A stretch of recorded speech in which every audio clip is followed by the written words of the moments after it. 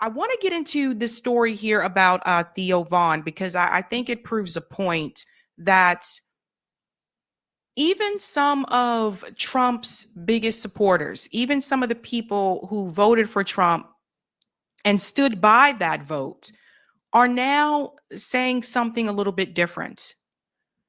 Even now, Theo Vaughn, and this goes beyond Israel. This isn't just about the Israel thing. There's something else that Theo Vaughn is bringing up now that I want you guys to see. So even someone like Theo Vaughn, who interviewed JD Vance, who supported Donald Trump, but has always kind of been open to hearing different perspectives. He's interviewed Bernie Sanders. He's had different people on his podcast. Now Theo Vaughn has something else to say, not just about Israel, but about Trump's immigration policies. Donald Trump and his actions and the way that he has gone about his policies is even turning off people who supported him and defended him. Let's get into this segment here from Theo Vaughn. This was sent to me by a viewer. You guys got to hear this. The Department of Homeland Security put a video up online talking about they started making like trap beat edits and like banger edits to evicting people from the country, right? Or eliminating illegals, maybe some criminals, some people just undocumented, all, just across the spectrum, right? So they put a video of mine that I'd made for somebody in a parking lot, probably like maybe a year and a half ago, just jokingly. I think it was a year and a half ago. They put it in at the front of this Department of Homeland Security, like trap beat. I think they had like, I'm not sure if they had like young boy lyrics or whatever they had, but it was ridiculous. And the video was a girl had walked up to me in a parking lot and she had said, "Hey, my friend just got deported. What do you have to say? Do you have a message?" I can't remember what it was. And I was just like, "Bye." And I didn't know if it was real or not. I had no idea. I was just joking around. It's a stranger came up to me in a parking lot. I think it was after a show and there were some people gathered around and we were just kind of like BSing and taking pictures and just kind of associating, right? So anyway, long story short, that happens. So this video goes mega viral, 25 million, 30 million views. It's everywhere. And the front of of that Homeland Security video, it's on the White House thing. It's on everything. It's everywhere. And the first 10 seconds of it are me, right? Like, I don't have anything to do with this shit. Nobody asked me about it. Like nobody said, "Hey, this is going to happen." Like, and I have a lot of different thoughts about immigration, right? They're like showing people getting arrested. Like, it's just an intense thing. Like, and why is the government even making these? I don't know. But that's where we're at in the world. Pause here for just a second. So basically what Theo there was saying is that he made a joke to someone about, they were saying, "Oh, so-and-so got deported," and he said bye or whatever. He said it was a joke. He didn't even know if what he was seeing was real. And apparently someone took that video, it went viral, yada, yada, yada. But I think what is interesting is I think some people may not have known Theo's backstory. Now, see, I knew this because I was first introduced to Theo Vaughn from a show called Road Rules, right? So I'm a millennial and we're going to go there. There was a show on MTV called Road Rules, and it was basically like the sister show of The Real World. Before reality television was as huge as it is now, the only reality TV show I knew at that point in time was The Real World. And of course, you guys probably know this. They took 7 people, put them in a house, people with obviously very different political ideologies, 7 strangers, and put cameras in front of them and said, "Let's see what happens." That was The Real World. Then they created another show called Road Rules, where they put people into a camper and they traveled across the country and they had different missions that they had to compete. So sometimes they may have to like climb a mountain. They may have to, I don't know, go like skydiving or something like that. Like it was pretty, Road Rules was pretty adventurous. And Theo Vaughn was on Road Rules. So that was my first introduction to Theo Vaughn. And one of the things I remember about him is that, he didn't come from money. And some of the people that were in that camper with them kind of did. They were kind of privileged, a little, well off, and he didn't come from that. So he grew up poor, and that was something that he, talked about also during the show. I think that could be that experience from Road Rules and the way that he grew up. Maybe that could be part of the reason why he seems to be open to having different perspectives come onto his show. Like I said, he had JD Vance on there, but he also had Bernie Sanders on there, right? So just something to keep in mind. I don't think a lot of people knew about Theo's family's backstory, which he's going to get into here, which does involve immigration. Listen to this. And I have a lot of thoughts about immigration, right? I have a ton of them, and we don't need to go into them all right now. I've talked about them on other episodes. I feel like they're doing a lot of bookkeeping in the country right now because we're going to get into a surveillance state and everyone is going to have to be on the books, right? So that's where I believe that we're headed. That's the part that I was trying to get across to a lot of people. Yeah, people need to understand this crackdown against immigration isn't just going to be about people who are here illegally. Ultimately, this is going to be a springboard to increase surveillance. I said the same thing about the police raids that are happening in Chicago, that happen in DC, et cetera. They are going to use these excuses. They're going to use illegal immigration. They're going to use crime. These two factors that I know of in particular. I don't know. There could be other ones down the line. I believe they're going to use these two in particular as an excuse to ramp up the police state, to increase surveillance, and to what he was saying, like, keep these lists. They really want to watch us. And this happens under different administrations. Under the Obama administration, I think a lot of us remember the Patriot Act, right? Remember, Edward Snowden tried to warn people back then that they were watching you. They want to watch us. They want to control us. They want to, they don't want us to have a right of privacy. They really don't want that. They want to spy on you. And so you'll see us get closer and closer to Minority Report. There was just an announcement the other day. There was a woman that was shot by an ICE agent in Chicago. And, and Phil Scott from African Diaspora, he made a video a couple days ago telling people something's going to end up happening with these raids. Someone's going to go too far and it's just going to be total chaos. Right? So it's not that Theo Von is against deportation. It sounds like to me he takes issue with the way that it's being done under this administration. Let's continue on. But this was just wild, and people are like sending messages and like hateful stuff. And, you think all these illegal shit and all this type of shit. And like, I could talk to you ad nauseum about that, but this wasn't the time for it. It just was something that they used and put out there and everybody saw, right? So I'm getting a ton of hateful stuff and I'm trying to remember everything. I'm trying to kind of remember everything right now. And, but this video goes everywhere and I'm getting like a lot of like, dude, what the fuck? Just all kind of shit, right? Like my phone just blew. I'm like, what the hell? It's just like the last thing I needed, right? There's a week left to this special. And this happens, this thing comes out. And my father immigrated here from Nicaragua, right? Like one of my prized possessions is I have his immigration papers when he came here. And I have them in a frame and him and his siblings when they came here. And so I have tons of thoughts about it, but this was just fucked up, right? It was fucked up. How many people knew that? How many people knew that Theo Von's father immigrated here from Nicaragua? How many people knew that? I don't think a lot of people knew that.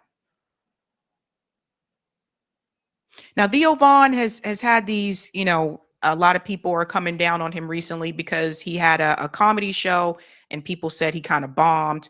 And he's talking about some of the things that happened prior to that show where he just kind of like mentally, I guess, just was not there to perform on the stage, right? But it's obvious he seems to have a problem with the way it's being carried out. And it was everywhere. It was like on all platforms and stuff. So that had me really kind of paranoid. That had me start to get kind of paranoid and, like closing, like, I had the curtains in my house kind of closed. I was just like, you're paranoid. I woke up the next morning. Sorry, I need some water.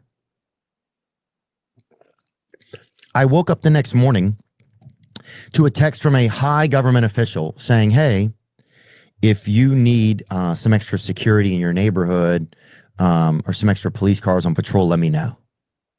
And I'm like, what? What are you talking about?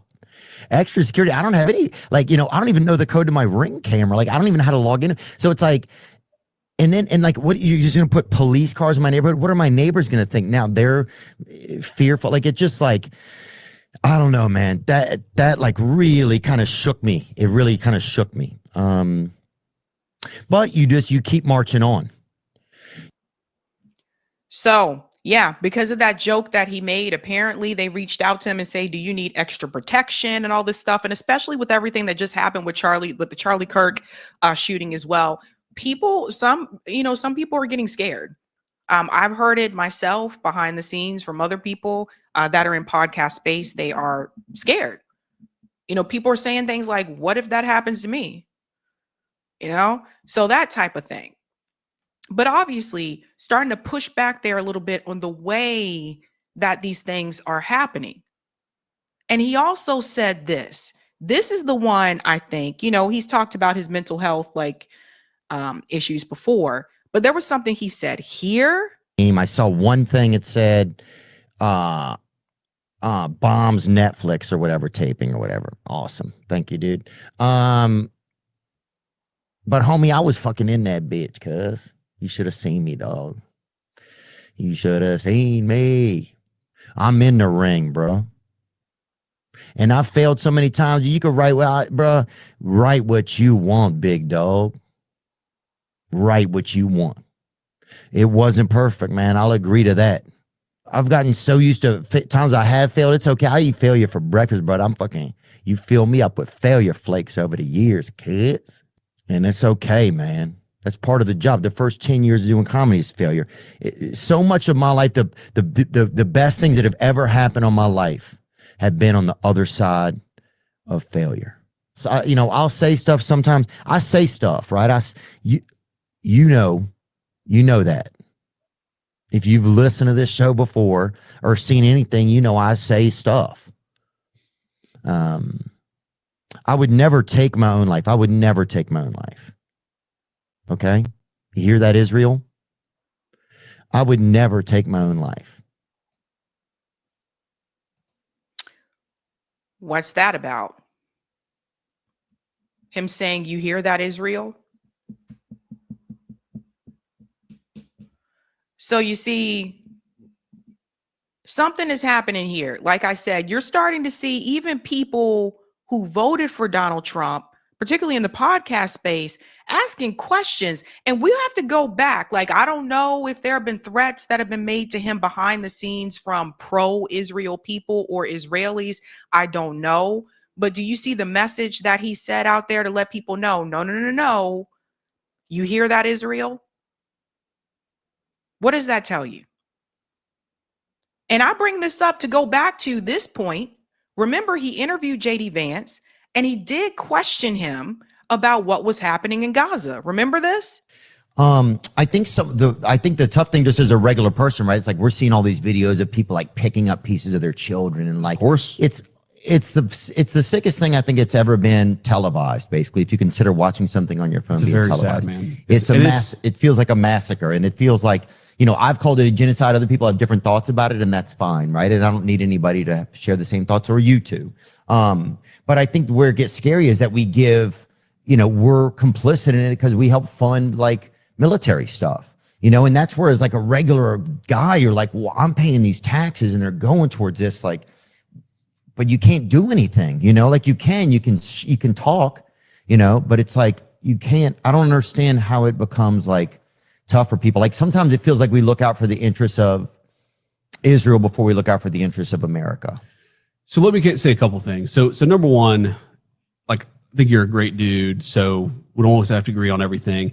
Do I think do I think it's a genocide? No. And here's the reason why I don't think it's a genocide, because I don't think that the Israelis are purposely trying to go in and murder every Palestinian. I don't think that's what they're doing. I think they got hit hard, and I think they're trying to, like, you know, sort of destroy this terrorist organization, and war is hell, and that is true. I also think it's true, man. I mean, I've seen people on my side of the political aisle. I'm a Republican, you know that, but your audience may not, who like will see these videos of these innocent Palestinian kids and say, oh, well, they had it coming to them. No. Like if you have a soul, your heart should break when you see a little kid who's suffering. First of all, that didn't make any sense when JD Vance said, I'm a Republican. Your audience may not know that. At this point, he was already vice president.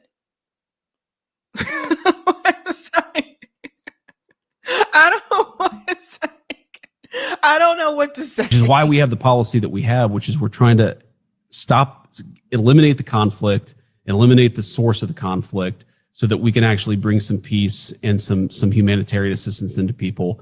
And that's my basic view. And the president's interesting. He's a pro-Israel guy. Yeah.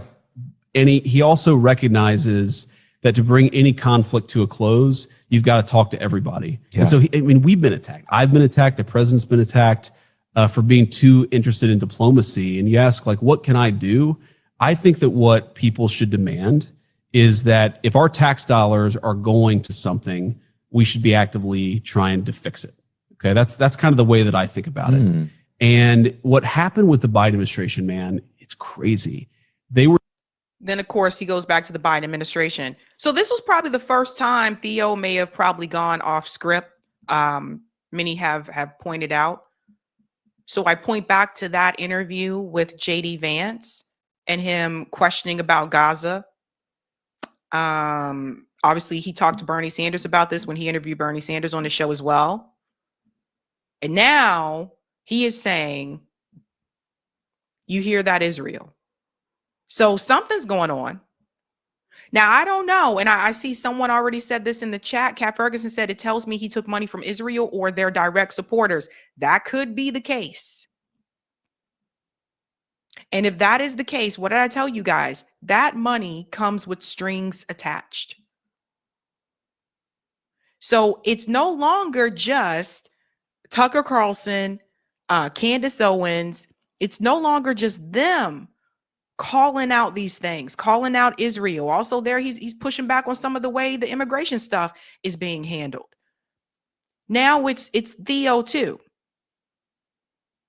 And the moment you start to go off script, whoever is donating to you, whoever is a sponsor for your show, if they're pro-Israel, they are going to take issue with that. So it almost kind of seems like to me, the joke that he made or whatever was almost put out there in a way to kind of sabotage him or smear him or whatever in a way. And I guess that's why he felt the need to do that video. But what I tell you guys, people do not give you this money, throw money at you like that, just because they like you or think you're nice or think you're doing a good job. These are things to think about. But what it does show you is that there are plenty of people, and I've talked to them, there are plenty of people that supported Donald Trump that is not happy with the policies, the things that he's doing. Now, they may not come out and say that publicly, but behind the scenes and in one-on-one conversations, there are plenty that are not happy. And I think that says something about Donald Trump's administration. Right now, there's a poll. The new poll from Pew Research now says he has a 58% disapproval rating. 58%. That's not good. Not good at all. So, surprise. More people are starting to, and we'll have to pay attention to this. How long is it going to take for other people who have not already bought in? Like, obviously, we know that Officer Tatum is not going to turn. He bought and paid for. We already know that. But how long is it going to take for other people to say, okay, look, this is not right? We'll have to wait and see. Hey guys, this was a Sabby clip. If you like what you saw, hit that like button and subscribe.